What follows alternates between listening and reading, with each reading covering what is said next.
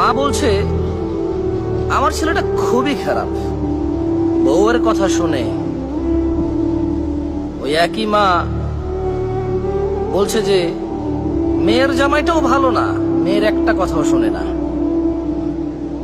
বোন বাপের বাড়ি এসে বলল যে ভাইটা আগের মতো নেই, খারাপ হয়ে গেছে, তত্ত্ব তালাশ করে না, দাওয়াত দেয় না, খোঁজ খবর নেয় না, ঈদ চাঁদ কোরবানি যায় জামা কাপড় দেয় না, একটু দাওয়াতও করে না, একটু বিপদে পড়লে হেল্প করে না।